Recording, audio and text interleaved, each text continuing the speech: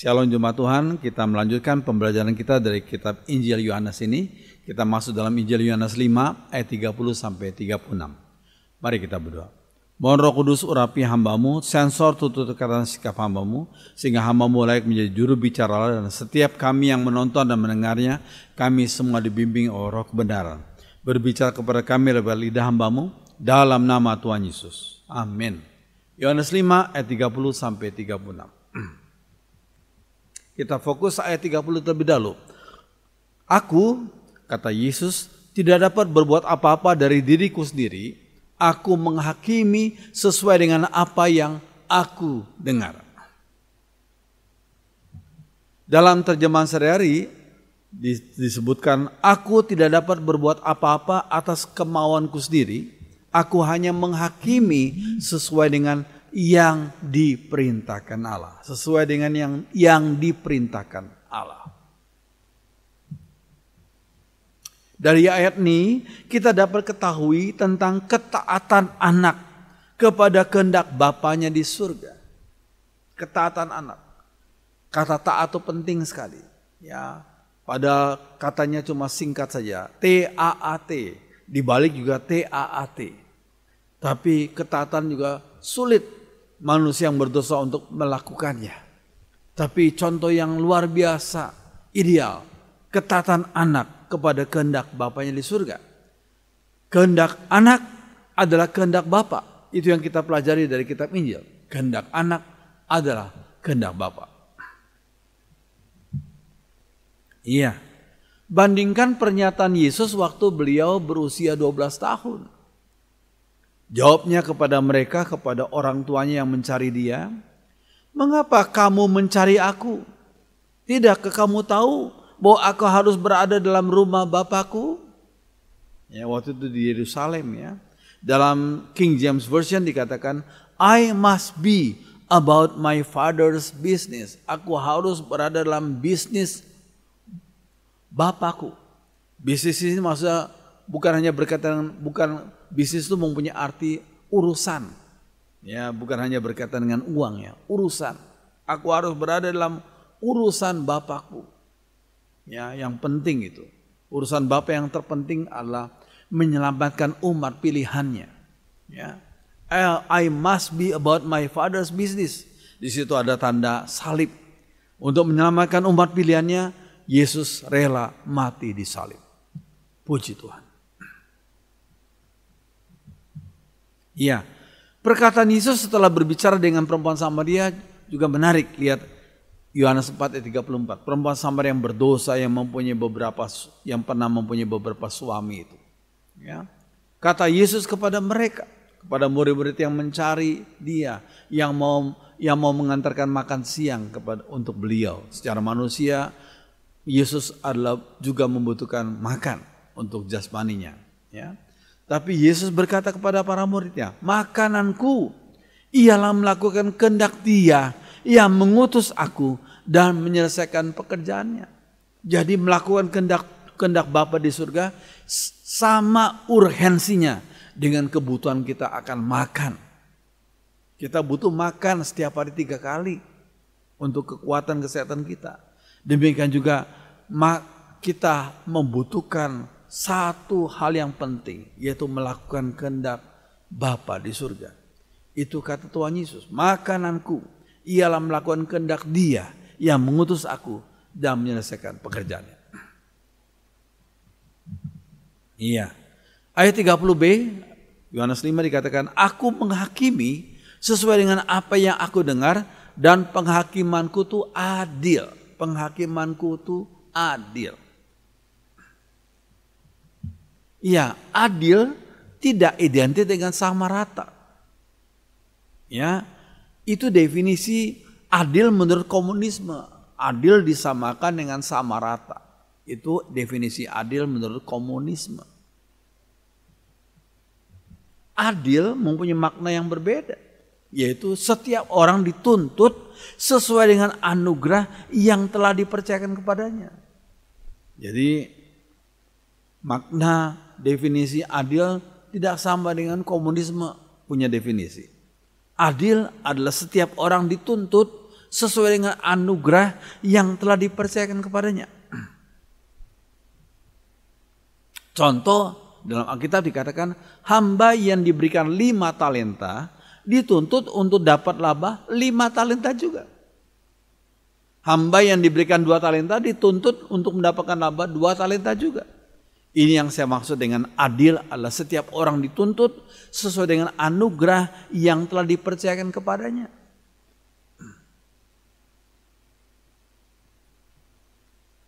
Ya, apa syaratnya untuk menjadi seorang hakim yang adil?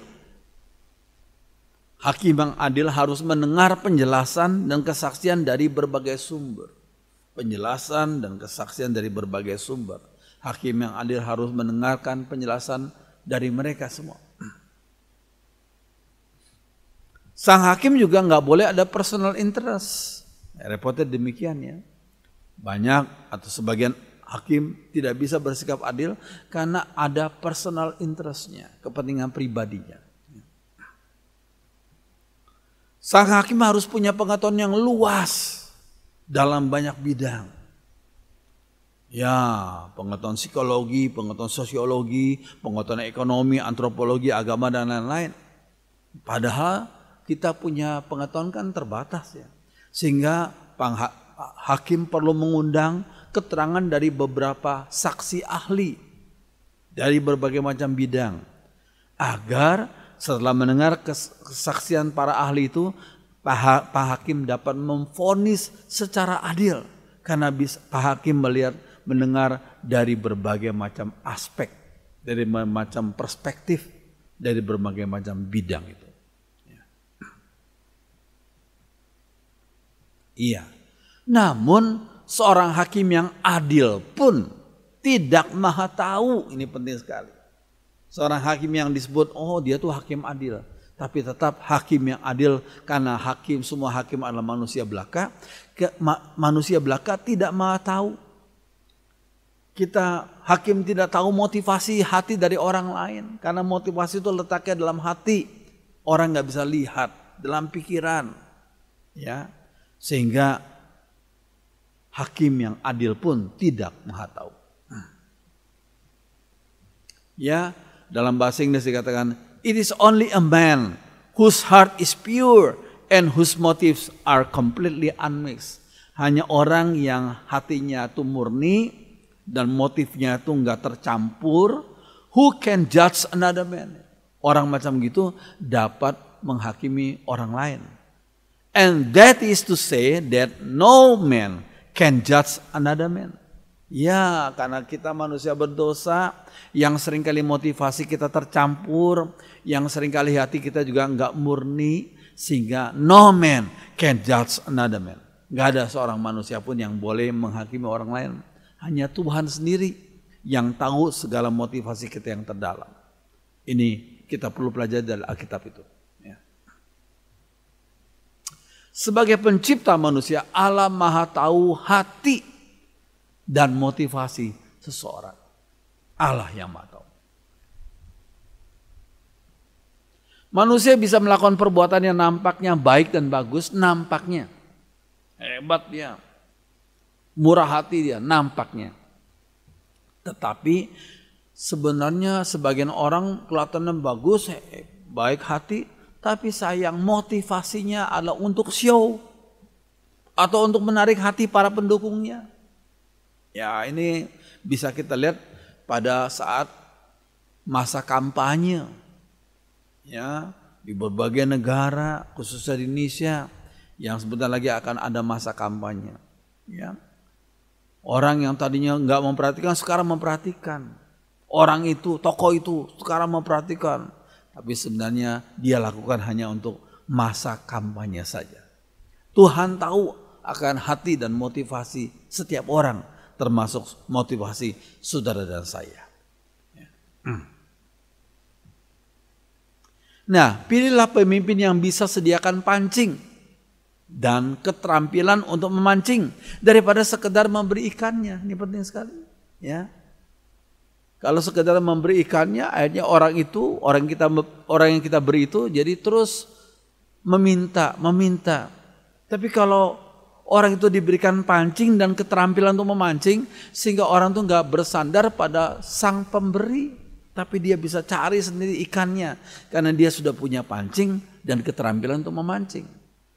Atau kalau lebih hebat, menjala ikan. Nah, saya kasih contoh saya nih, kami dari keluarga yang sederhana. Kami 7 bersaudara, saya paling kecil ya.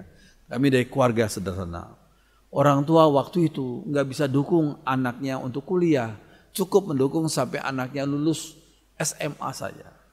Ini ada gambar dari sebagian saudara saya, karena sebagian yang tidak ikut itu sudah menikah ya. Ya, nah itu tanda panah itu tuh saya ya.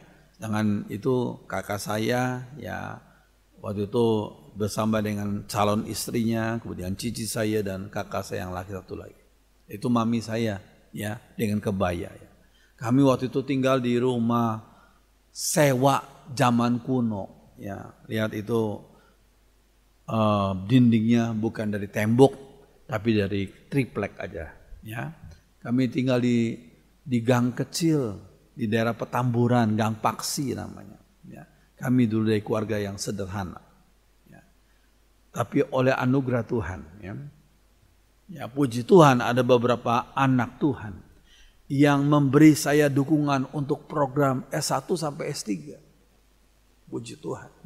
S1 saya bisa selesaikan di Jakarta, sebelumnya di Malang. S2 ya, dan S3 saya bisa ambil di Filipina, di Baptist Seminary. Itu karena dukungan dari beberapa anak Tuhan yang mendukung saya. Puji Tuhan. Tuhan pakai mereka untuk memberikan saya kail untuk memancing. Sehingga saya bisa menjadi soal berkat bagi orang-orang lainnya. Puji Tuhan. Ya, orang-orang itu memberikan saya pancing atau jala. Ya, biar kalau kita menolong orang lain, jangan hanya kita berikan ikan, tapi berikan pancing atau jala sekalian. Ya. Puji Tuhan. Iya. Pengadilan dari Allah didasarkan pada karakter Allah yang pasti sempurna. Allah yang mengadili itu Allah yang sempurna karakternya. Ya. Hanya Allah yang suci dan Maha Tahu. Oleh karena itu hanya Allah yang tahu standar yang benar untuk mengadili semua manusia. Standarnya benar. Klaim Yesus untuk menghakimi didasarkan pada fakta bahwa di dalamnya terdapat pikiran yang sempurna dari Allah. Pikiran yang sempurna dari Allah. Dia tidak menghakimi berdasarkan motif manusia yang sudah tercampur. Yesus tidak menghakimi berdasarkan motif manusia yang sudah tercampur. Dia, yaitu Yesus, menghakimi dengan kekudusan yang sempurna. Kekudusan yang sempurna, kasih yang sempurna, dan keadilan yang sempurna dari Allah. Ini penting sekali. Ya, manusia tidak seperti itu. Ya. Tapi karena Yesus adalah 100% manusia, juga 100% Allah. Beliaulah yang bisa menghakimi dengan kekudusan yang sempurna, kasih yang sempurna, dan keadilan yang sempurna dari Allah. Puji Tuhan. Iya. Ayat 30b, Yohanes 5 dikatakan, sebab aku tidak menuruti kehendakku sendiri, tapi kehendak Dia yang mengutus aku. Kehendak Dia. Nah, kita lihat Yohanes 4 ayat 34 dibandingkannya. Kata Yesus kepada mereka, makananku ialah melakukan kehendak Dia yang mengutus aku dan menyelesaikan pekerjaannya. Makananku. Kita butuh makan sehari 3 kali. Ya. Seperti kita butuh untuk makan, demikian juga kita butuh untuk melakukan kehendak Allah Sang Pencipta kita. Dan Yesus menyamakan kebutuhan untuk melakukan kehendak Bapa yang mengutus Dia dengan kebutuhan untuk makan. Makananku ialah melakukan kehendak Dia. Ya. Jadi melakukan kehendak Bapa di surga adalah sangat penting, seperti kita manusia butuh makan itu, makan jasmani. Ya.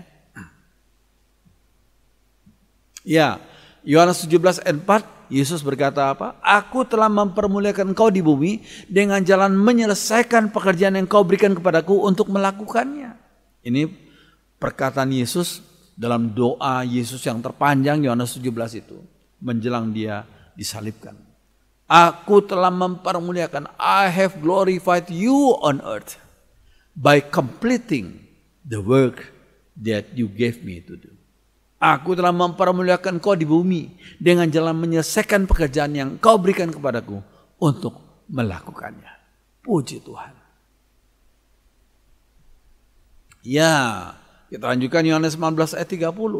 Ya, sesudah ini waktu Yesus di atas salib ya. Sesudah Yesus meminum anggur asam itu, berkatalah ia, sudah selesai. It is finished. Sudah selesai. Lalu ia tundukkan kepalanya dan menyerahkan nyawanya. Jadi sudah selesai apa? Sudah selesai dalam melaksanakan tugas Bapaknya. Sudah selesai dalam menyelamatkan umat pilihannya. Ya. Sudah selesai untuk membayar segala hutang karena manusia yang berdosa itu. Iya. Kita bandingkan, kita kembali kepada Yohanes 5 ayat 31 sampai 36. Ada yang lain yang bersaksi tentang aku, dan aku tahu bahwa kesaksian yang diberikannya tentang aku adalah benar. Kamu telah mengirim utusan kepada Yohanes, dan ia telah bersaksi tentang kebenaran, tapi aku tidak memerlukan kesaksian dari manusia. Namun aku katakan hal ini, supaya kamu diselamatkan. Ia adalah pelita yang menyala, yaitu Yohanes Pembaptis ya, dan yang bercahaya, dan kamu hanya mau menikmati seketika saja cahayanya itu. Tapi aku punya suatu kesaksian yang lebih penting daripada kesaksian Yohanes, yaitu segala pekerjaan yang diserahkan Bapa kepadaku, supaya aku melaksanakannya. Pekerjaan itu juga yang kukerjakan sekarang, dan itulah yang memberi kesaksian tentang aku, bahwa Bapa yang mengutus aku. Itu Yohanes 5 ayat 31 sampai 36.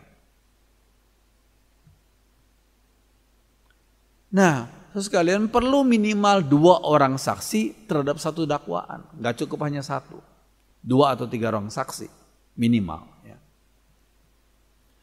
Ya, Ulangan 19 ayat 15. 1 orang saksi saja gak bisa menggugat seseorang mengenai perkara kesalahan apapun atau dosa apapun yang mungkin dilakukannya.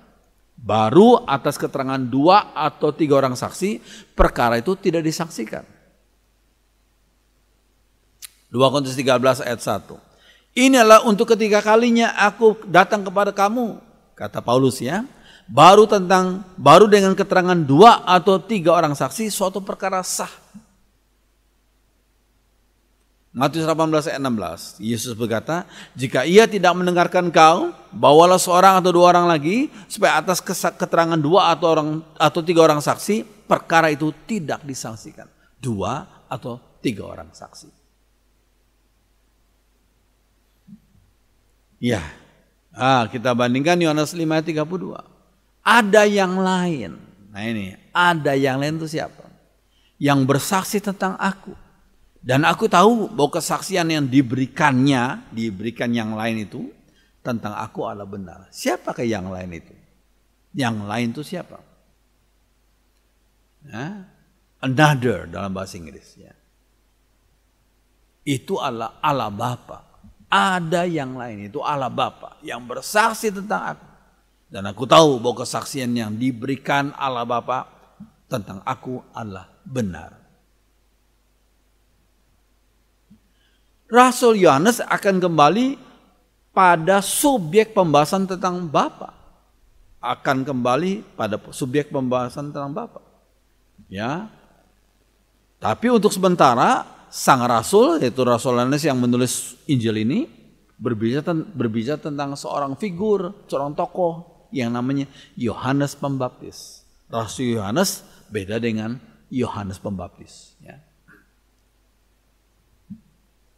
Iya, Yohanes 5:33. Kamu telah mengirim utusan kepada Yohanes, yaitu Yohanes Pembaptis, dan dia telah bersaksi tentang kebenaran. Berulang kali Yohanes Pembaptis telah bersaksi tentang Yesus. Ya, Yohanes 1 ayat 26 sampai 27. Yohanes Pembaptis menjawab mereka, katanya, aku membaptis dengan air, tapi di tengah-tengah kamu berdiri dia yang tidak kamu kenal, itu dia yang datang kemudian daripadaku. Membuka tali kasutnya pun aku tidak layak. Ini kata Yohanes Pembaptis. Membuka tali kasutnya pun. Tali kasutnya siapa? Ya, tali kasut Sang Mesias itu. Aku tidak layak, kata Yohanes Pembaptis. Tugas membuka tali kasut adalah pekerjaan seorang budak. Yohanes Pembaptis menempatkan diri lebih rendah daripada seorang budak di hadapan Tuhan Yesus. Membuka tali kasutnya pun, padahal pekerjaan membuka tali kasut adalah pekerjaan seorang budak. Hal membuka tali kasutnya pun yang dilakukan oleh seorang budak, aku tidak layak. Karena kata Yohanes Pembaptis. Jadi begitu rendah hatinya dia. Iya. Yohanes 1:29. Pada keesokan harinya Yohanes melihat Yesus datang kepadanya, yaitu Yohanes Pembaptis ya. Dan ia berkata, lihatlah anak domba Allah yang menghapus dosa dunia. Behold the Lamb of God. Ya, Yohanes 1:35-36. Dan ketika ia, yaitu Yohanes, melihat Yesus lewat, ia berkata, lihatlah anak domba Allah. Sang Mesias diberi gelar anak domba Allah. Ini menunjuk pada pengorbanan Sang Mesias itu. Bandingkan Imamat 12 ayat 6. Ya, kita lihat Imamat 12 ayat 6 ya. Bila sudah genap hari-hari pentahirannya, maka untuk anak laki-laki atau anak perempuan haruslah dibawanya seekor domba berumur setahun sebagai korban bakaran. Jadi orang-orang Israel waktu itu kalau dengar anak domba, berarti itu menunjuk pada pengorbanan. Yesus datang, Sang Firman Allah diutus datang ke dunia 2000 tahun yang lalu untuk menjadi anak domba Allah yang rela berkorban di atas salib, mencurahkan darahnya untuk menebus umatnya yang berdosa ini. Puji Tuhan. Tuhan Yesus bersaksi tentang Yohanes Pembaptis. Sekarang balik ya, Tuhan Yesus bersaksi tentang Yohanes Pembaptis. Bagaimana kesaksiannya? Lihat Yohanes 5 ayat 33-35 ini. Kamu telah mengirim utusan kepada Yohanes Pembaptis, dan dia telah bersaksi tentang kebenaran. Ia adalah pelita yang menyala dan yang bercahaya. Pelita yang menyala dan bercahaya. Iya.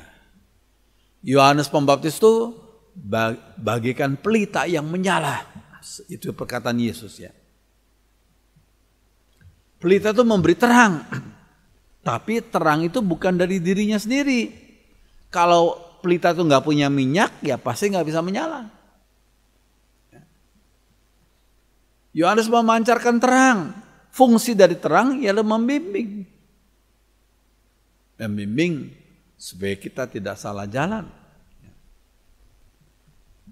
Yohanes Pembaptis mengarahkan para pendengarnya kepada pertobatan di hadapan Allah via Tuhan Yesus. Jadi dia tidak mengarahkan murid-muridnya untuk menyembah dia. Tidak. Diarahkan murid-muridnya untuk mengiring Yesus saja. Kadang-kadang seorang kalau sudah terkenal, sudah dikenal banyak, dianggap oleh pengikut hebat, kadang-kadang orang-orang itu mengganti peranan Yesus. Sehingga menjadikan pengikutnya menjadi memuja-muja orang itu. Bukan memuja-muja Yesus yang harus dipuja. Sebagai pelita, Yohanes Pembaptis hanya berfungsi sementara saja. Ia pernah berkata, ia harus makin besar, yaitu Tuhan ya. Ia harus makin besar, increase. Tapi aku harus makin kecil, decrease. Yohanes 3:30 itu kata Yohanes Pembaptis kepada murid-murid Tuhan. Yaitu Yesus harus makin besar dan aku harus makin kecil, decrease. Ya, Yohanes sudah selesai melakukan bagiannya. Lalu Tuhan izinkan dia ditangkap Herodes. Dan akhirnya dia mati martir. Dipotong kepalanya. Ya, di hadapan Tuhan yang lebih penting adalah bagaimana kita hidup di dunia ini. Apakah kita memuliakan Tuhan atau tidak. Soal mati beda-beda cara Tuhan. Tuhan izinkan beda-beda. Yohanes Pembaptis diizinkan untuk dipotong kepalanya. Murid-murid yang lain ada yang mati karena berbagai macam cara. Ya. Ada juga yang diberikan umur panjang seperti Yohanes Pembaptis. Seperti Rasul Yohanes yang menerima wahyu ya di Pulau Patmos itu. Ya. Tetapi yang terpenting di hadapan Tuhan adalah bagaimana kita hidup di dunia ini. Bila kita bertekad seperti Rasul Paulus menuliskan, jikalau aku hidup memuliakan Tuhan. Ya, aku hidup bagi Tuhan. Ya, hidupku bagi Kristus. Dan kalau Tuhan mengangkat aku, ya, mati adalah keuntungan karena rohku bisa bertemu dengan Tuhan Yesus di surga. Puji Tuhan. Oke. Yohanes 5 ayat 34. Tapi aku tidak perlu kesaksian dari manusia, namun aku katakan hal ini agar kamu diselamatkan. Manusia hanya sebagai alat yang terbatas dari Tuhan. Alat yang terbatas dari Tuhan. Kesaksian yang terpenting adalah dari Bapa Sorgawi, itu yang terpenting. Setelah Yesus dibaptiskan, lihat Matius 3:17. Iya. Dari Bapa Surgawi berkata, inilah anakku yang kukasihi, kepadanya lah aku berkenan. Ya, lalu ada Roh Kudus dalam bentuk burung merpati yang hinggap pada Tuhan Yesus. Ya. Lalu sekarang jadi Allah Bapa menyaksikannya sendiri. Inilah anakku yang kukasihi, kepadanya lah aku berkenan. Suara itu disampaikan langsung dari surga. Ya. Oke. Nah, selanjutnya. Namun dalam penjara, namanya tetap manusia, Yohanes Pembaptis pernah mengalami semacam keraguan. Yohanes Pembaptis pernah ragu-ragu akan kemesiasan Yesus di dalam penjara, ya. Matius 11 ayat 2 sampai 6. Dalam penjara Yohanes mendengar tentang pekerjaan Kristus, lalu menyuruh murid-muridnya bertanya kepadanya, engkaukah yang akan datang itu atau haruskah kami menantikan orang lain? Jadi Yohanes Pembaptis ya pernah jatuh dalam keraguan. Apakah ada orang lain yang harus kami nantikan atau kami memang engkau yang Mesias yang dijanjikan oleh Allah itu? Lalu Yesus menjawab apa? Yesus menjawab murid Yohanes Pembaptis itu. Pergilah dan katakanlah kepada Yohanes Pembaptis, apa yang kamu dengar dan kamu lihat, orang buta melihat, orang lumpuh berjalan, orang kusta jadi tahir, orang tuli mendengar, orang mati dibangkitkan, dan kepada orang miskin diberitakan kabar baik. Dan berbahagialah orang yang tidak menjadi kecewa dan menolak aku. Itulah peneguhan dari Yesus. Ya, tidak perlu tunggu orang lain. Akulah sang Mesias itu. Ya, dikatakan orang buta melihat, orang lumpuh berjalan, semua dengan kuasa Tuhan. Ya. Orang kusta jadi tahir, orang tuli mendengar, orang mati dibangkitkan, Lazarus yang mati 4 hari dibangkitkan. Orang miskin kepada orang miskin diberitakan kabar baik. Dan berbahagialah, ini perkataan Yesus kepada Yohanes Pembaptis, dia yang sedang dipenjara itu. Berbahagialah orang yang tidak menjadi kecewa dan menolak aku, demikianlah kata Tuhan. Demikian juga saudara dan saya, walaupun seringkali kita menghadapi tantangan, kesulitan, ya, kita mengalami pergumulan yang berat mungkin, tapi ingat perintah Tuhan, berbahagialah orang yang tidak menjadi kecewa dan menolak aku, itu demikian kata Tuhan. Ya, walaupun tantangan berat, kita tetap bersetia iring Tuhan dan tidak kecewa dan tidak menolak Dia. Ya, puji Tuhan. Ya, Yohanes 5 ayat 36, bagian terakhir yang kita mau bahas. Tapi aku mempunyai suatu kesaksian yang lebih penting daripada kesaksian Yohanes. Itu segala pekerjaan yang diserahkan Bapa kepadaku, supaya aku melaksanakannya. Pekerjaan itu juga yang ku kerjakan sekarang, dan itulah yang memberi kesaksian tentang aku, bahwa Bapa yang mengutus aku. Nah, bandingan ada peneguhan dari Bapa tentang identitas Yesus ketika ia dimuliakan di atas suatu gunung. Ya. Bapa menyatakan peneguhan siapa itu Yesus. Iya, dikatakan dalam Matius 17:5, dan tiba-tiba sedang ia berkata-kata, turunlah awan yang terang menaungi mereka, dan dari dalam awan itu terdengar suara yang berkata, inilah anak yang kukasihi, kepadanya aku berkenan, dengarkanlah dia. Ya, waktu itu 3 murid Tuhan tuh, ya, Petrus, Yohanes, Yakobus diberi kesempatan untuk melihat satu pemandangan yang luar biasa hebat.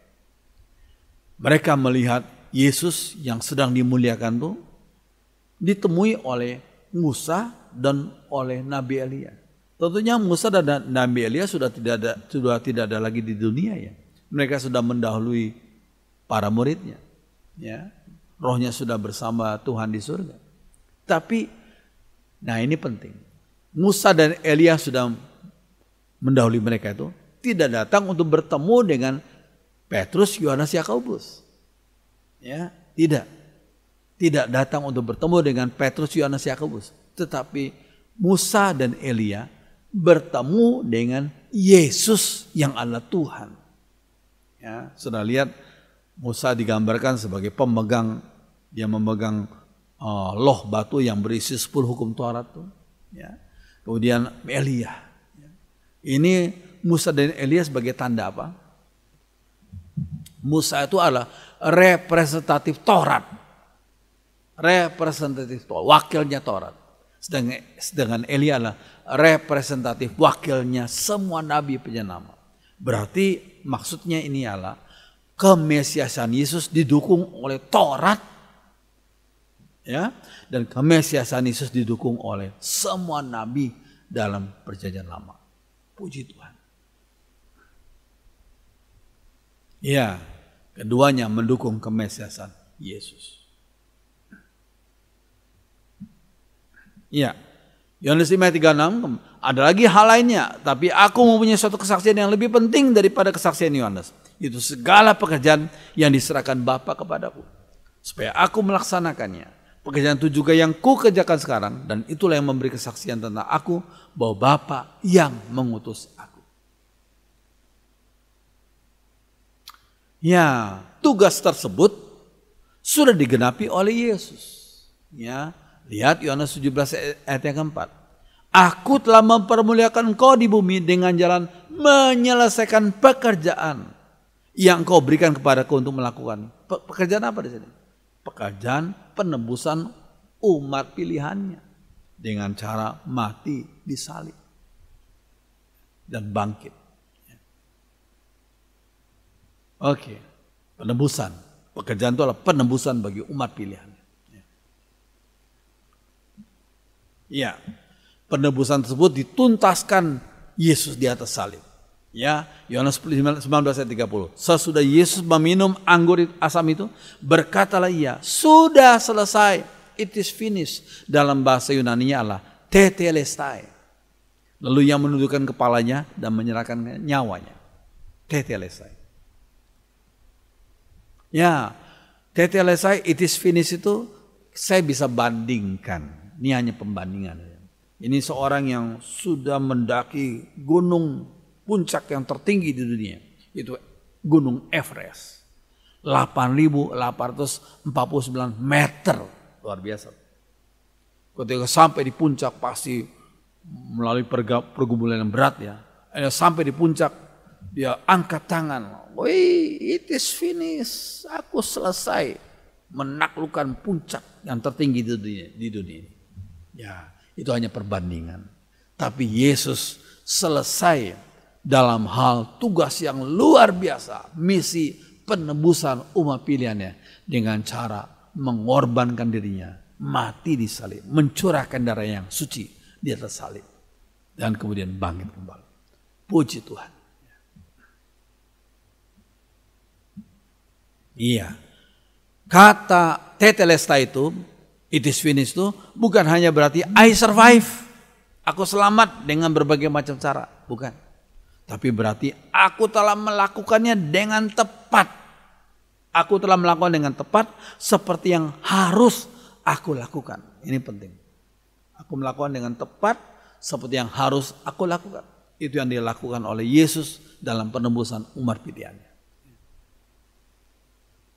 Ya, kebangkitan Yesus setelah 3 hari ia mati dan tidak mati lagi. Bandingkan Lazarus, dia 4 hari bangkit tapi pasti mati lagi. Tapi Yesus tidak.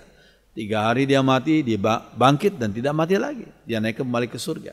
Ya, itu semuanya bukti dan fakta bahwa Bapa berkenan terhadap semua klaim, semua janji, semua perkataan dan semua tindakan Yesus. Ya, kalau Bapa tidak berkenan akan Yesus, tentunya Yesus tidak bangkit. Tapi karena Bapa berkenan akan semua klaim, semua janji, perkataan dan tindakan Yesus, Yesus bangkit dan tidak mati lagi dan naik kembali ke surga. Ya, kehidupan Yesus sebagai manusia adalah kehidupan yang memiliki klimaks. Yesus adalah punya kehidupan yang punya klimaks. Iya, ada sebagian orang yang hidupnya diakhiri dengan anti klimaks, sayang sekali ya. Ya, sebagian orang. Termasuk waktu lalu mantan pemimpin. Ya, lihat contohnya. Ya, Saddam Hussein pernah menjadi presiden Irak sekian tahun yang lalu. Ya, akhirnya dia digulingkan. Ya, karena mungkin berapa pelanggaran digulingkan sampai dikejar-kejar dia. Dia bersembunyi di bawah ini, ya, di bawah satu persembunyian di bawah tanah.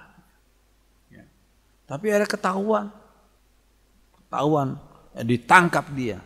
Nah, ini Saddam Hussein jadi berjenggot seperti itu dan seperti orang yang kasihan sekali. Ya, akhirnya Saddam Hussein mati digantung. Ya, ini pemimpin dunia, ya, yang bisa waktu lalu berjaya, tapi mungkin akhirnya jadi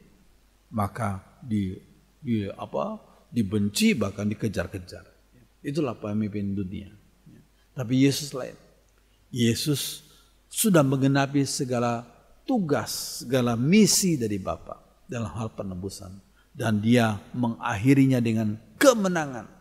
Dia mati 3 hari kemudian dia bangkit dan naik kembali ke surga. Dan akan datang kembali pada hari kiamat nanti. Puji Tuhan. Yesus melayani. Iya, Yesus mati di salib. Yesus bangkit dan Yesus naik ke surga disaksikan oleh banyak orang. Puji Tuhan. Ya, kehidupan Yesus punya klimaks yang luar biasa. Filipi 2:9-11. Itulah sebabnya Allah sangat meninggikan dia dan mengaruniakan kepadanya nama di segala nama. Supaya dalam nama Yesus bertekuk lutut segala yang ada di langit dan yang ada di bawah bumi dan yang ada di atas bumi dan yang ada di bawah bumi. Dan segala lidah mengaku Yesus Kristuslah Tuhan bagi kemuliaan Allah Bapa. Puji Tuhan. Biarlah firman Tuhan menjadi berkat bagi kita semua. Mari kita berdiri sekarang nyanyikan satu lagu. Dia Yesus telah mati bagiku. Dia Tuhan selamatkan jiwa. Mari kita berdiri nyanyikan lagu ini bersama-sama.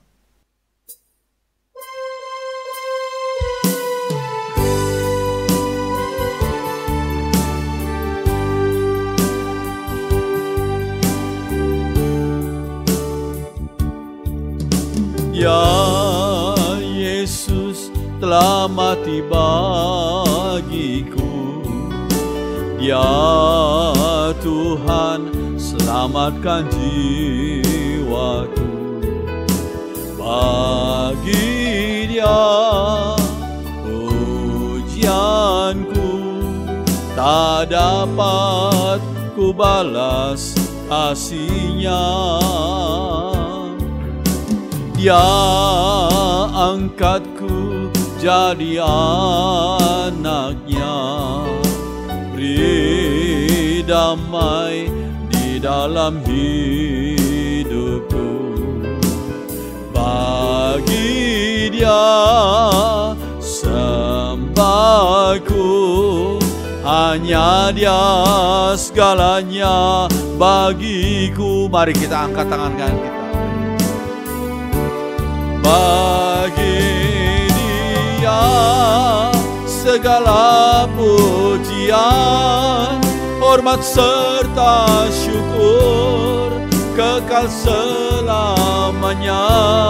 Bagi Dia segala pujian, hormat serta syukur selama-lamanya.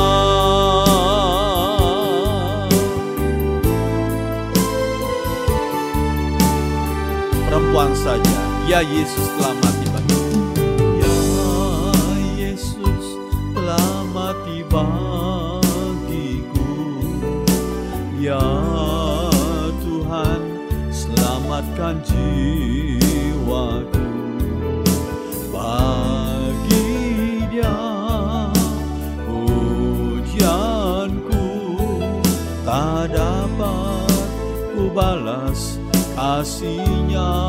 Pria saja, Dia angkatku jadi anaknya.